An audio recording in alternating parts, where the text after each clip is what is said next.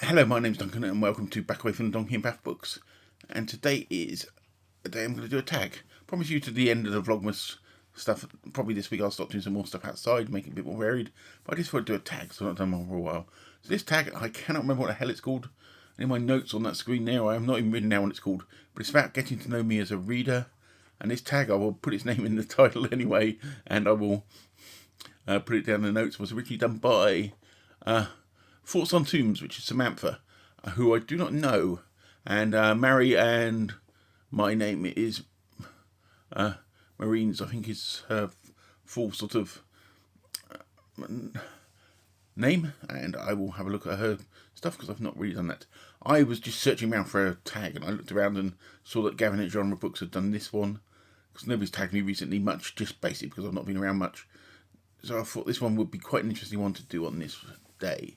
So I've got a new setup and I've got a screen I can actually see, so it saves me having to print off notes and stuff so much. So the prompts, the first one is, how do you rate a book? And give a quick rundown of how you do your star ratings. If you don't use star ratings, how do you evaluate the books? I do star ratings on my blog, and I do them in Goodreads, but I don't do them on YouTube, because YouTube I just like to discuss the book. And it's just a vague guide more than anything else. You know, my general rule is a 3-star book is a good, solid book that I would reread. I do think from other people's star ratings, it's all a personal thing, but I do think that 5 stars are chucked around too much, which give people nowhere to go. But they are all sort of very, very personal, and I think what people say is more important than the star ratings. Like, for me, they're more of a guide than they are for other people. But yes, that's really how I do mine. I know everybody does them slightly differently if they do them. Some people hate them totally. You want to see my arms again? Am I going to have to do every sat down Vlogmas one with you just sat there? Is this your new thing? Nobody can see you. I'm looking at my monitor screen there. Nobody can see you. Now you want to see the beautiful nest it is. Don't fall backwards. See, she falls backwards. Yes. Hello, baby. Anyway, question 2. I think there's 15 questions here, so there's quite a few questions. And it's got, how do you approach reviewing books? What is your review style? Are you analytical, emotional, casual, or structured? It's different between when I write a review and when I do one for BookTube. If I write a review, I've got a sort of vague structure in my head. Do quite a few notes.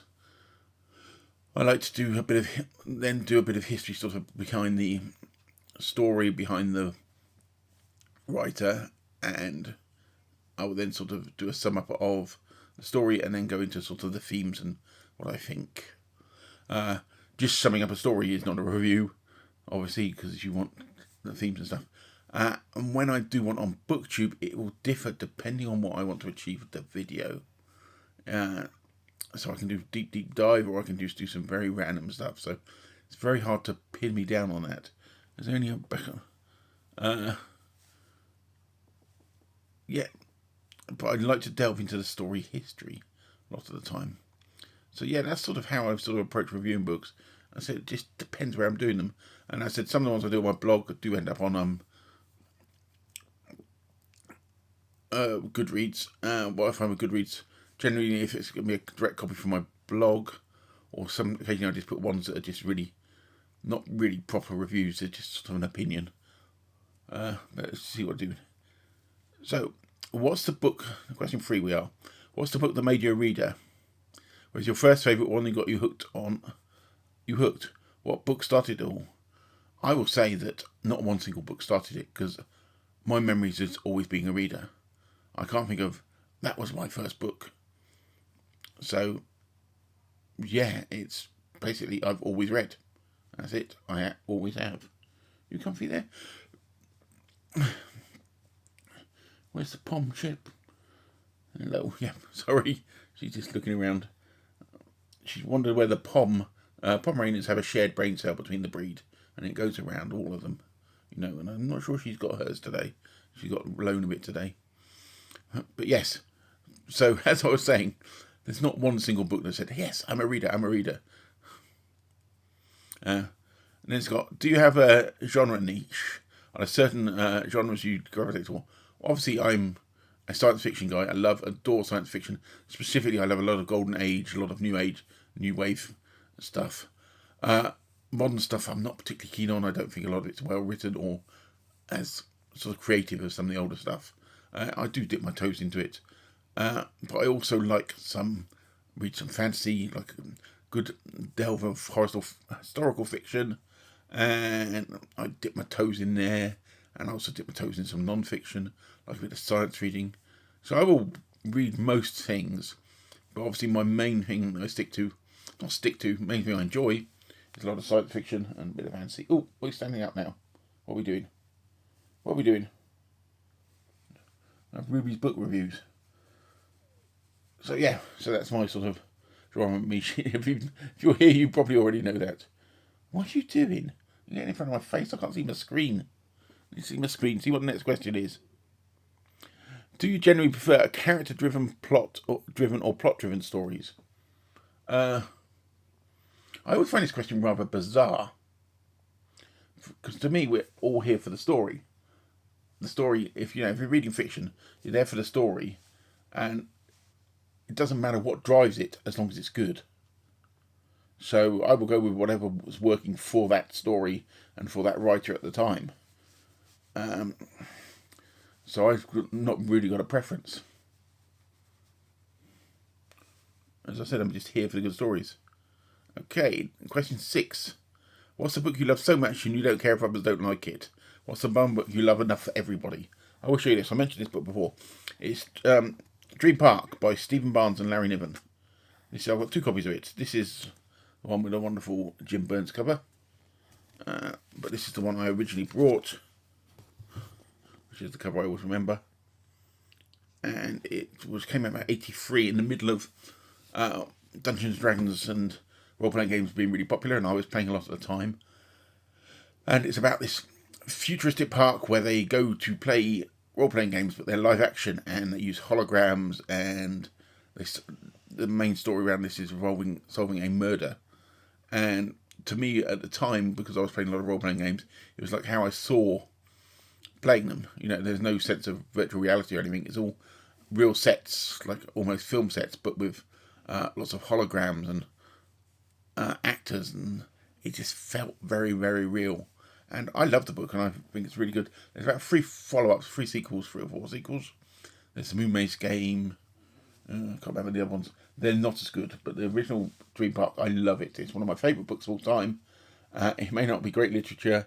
The technology may have been surpassed that they've got in there, because nobody did the mass hologram thing. People went down the VR route. But I love the book, and the story about the murder that this guy's trying to solve as he gets introduced is really good. But you get these all-powerful game masters that control everything. And if you've ever been a dungeon master in Dungeons and Dragons, it's like that, but on a next level. And it's a great, great book, and I love the books, and I mention it every possibility. And it, to me, is a book that I love, that more people should love, because they should, anyway. So yes, do that one. On to question 7. So you started to wiggle a bit, haven't you? That was question 7. Actually, no. That was question 6. This is the question 7. What's a book you love so much, and if someone doesn't like it, your reading tastes don't align? The book or books where a difference of opinion is a strong indicator of different reading preferences. I'm not really sure I have one, because I don't think you can judge people's reading by one book. So if somebody incredibly dislikes anything by Isaac Asimov, I think, that's a bit sad for them, but doesn't mean that there's not going to be other stuff that may align. So I really don't have one thing that would really, really say our tastes don't align at all. So we have question 8. It's okay. What's in your trash pocket? Trash, a very American word, isn't it? Trash. It's not a word I would ever use. What books, tropes, or themes are bad, but you love them anyway? What I wrote down here when I wrote some notes on this, I said I despise the chucking around of the term tropes, which I do. I hate the word tropes. A lot of people seem to get that mixed up with the word cliche, and they don't seem to know the difference. When videos start going on about tropes, I normally sort of switch my head switches off because I just think, oh, not another one. I'm just, no matter what, I'm just there for the stories. I'm there. If I'm reading fiction, I'm there for the stories. I'm there for the characters. I'm there for the whole of it. And if they're going over ground that's been done before, I don't really care if it's done well. I really don't. I don't judge if, if we've got another young person from unknown origin who ends up being some mythical hero, but they didn't know it because they were dumped there as an orphan. I don't really care reading that sort of story again if it's done well and the characters are done well. It's all about the stories. It's all about the stories and where they're going to take you and where those characters are going to take you and where the world is going to take you. And that applies for everything from fantasy to science fiction to detective fiction to everything. It's everything that's going on. So I watched a very bad Christmas film today, which I might talk about tomorrow, but it had the famous drunken Santa Claus in there that you always get and things like that. But, I don't mind a drunken Santa Claus if it's done well. This one wasn't, but you know what I mean? You're digging your claws into me. Okay? So, next question. After we've gone for the Americanism of the trash pocket. Do you have any deal breakers in books? Something that, if present, immediately turns you off from a book? My first thing that comes to mind is sexual assault used as a way to define how evil a character is. I just think there's no reason for it. It just makes no sense to me, and I hate that. In the same way as I hate, like, killing an animal, killing a dog in a film or something to show that a character's evil and horrible. You just don't. There's other ways. There's more creative ways. There's a lot more creative ways to show characters evil or something. What are you doing? Are you falling backwards? What are you doing? I've got to try and put you down in a minute. But yeah, there's other better ways to do it, and that would normally turn off a book. It doesn't mean I won't finish a book. So I very rarely do not finish a book. But it will put me off. There is a chance later that the book could redeem itself, I suppose, but very rarely. But it is a thing that puts me off. Okay. Question 10.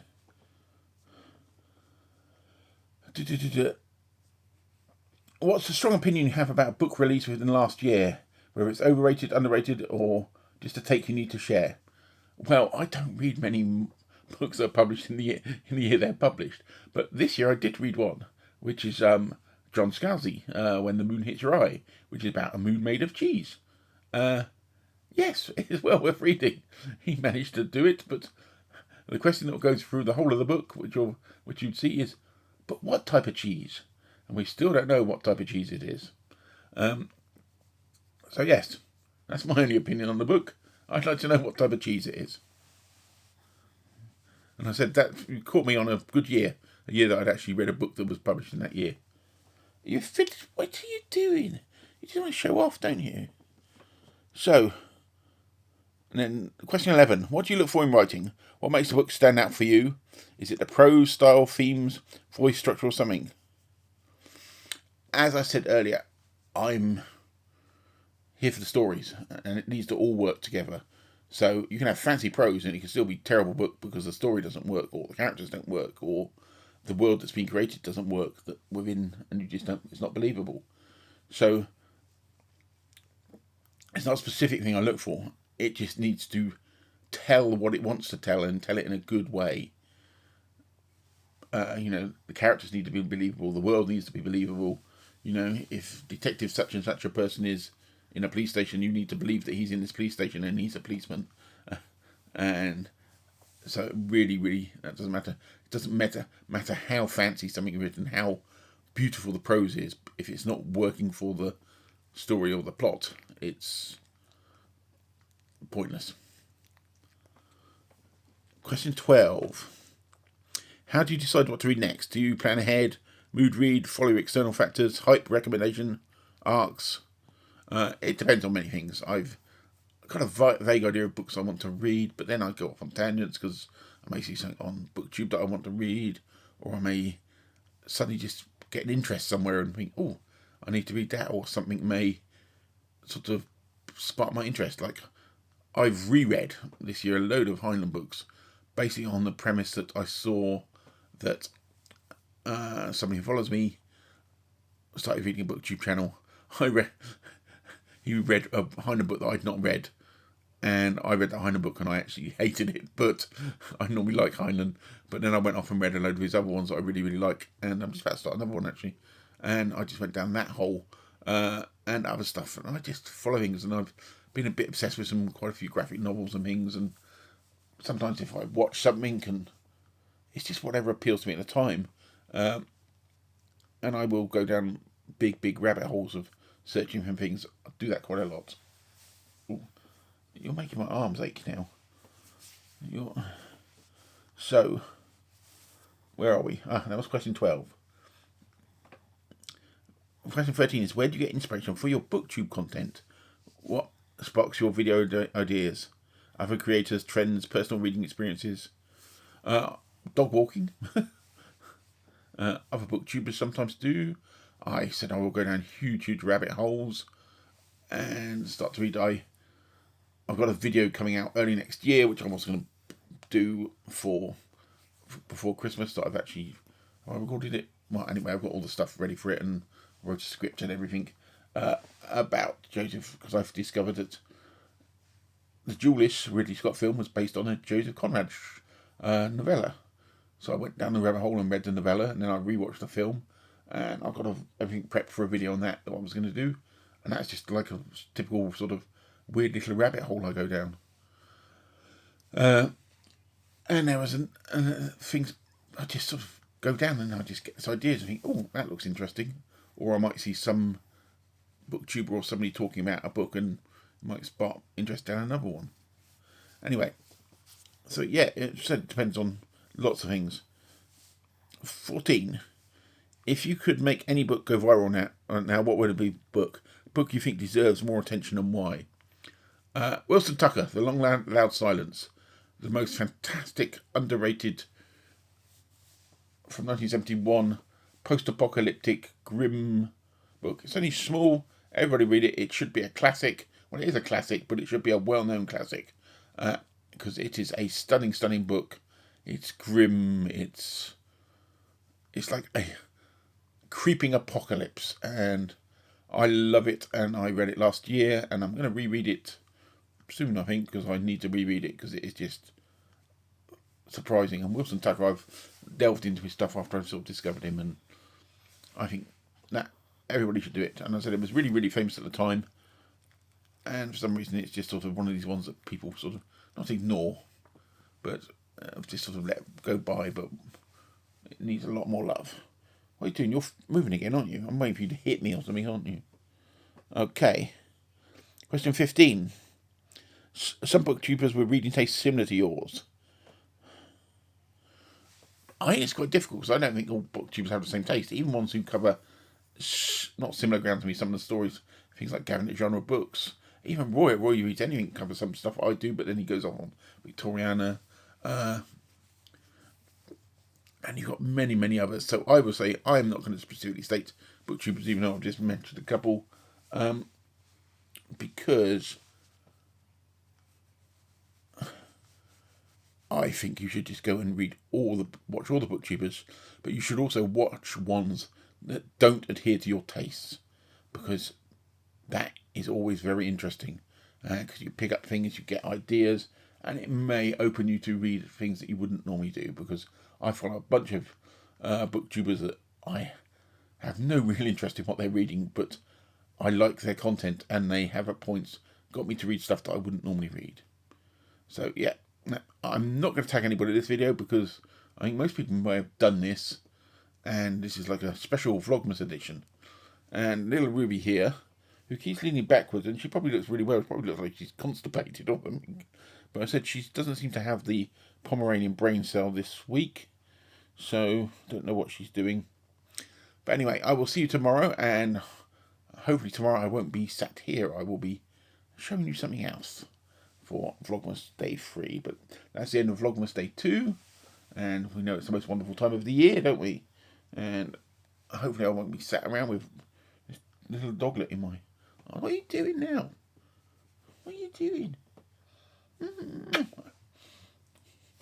love your Ruby Roundhouse, but I don't know what you're doing. People might want to see some of the other guys in this house. Maybe they might want to see a little wrinkly Sharpei. Or a little Yorkie. Or is it all about you? It's all about you, isn't it? We can show them some of your Christmas outfits. Can't we? Anyway, I will see you all tomorrow. Hope you all have a good evening.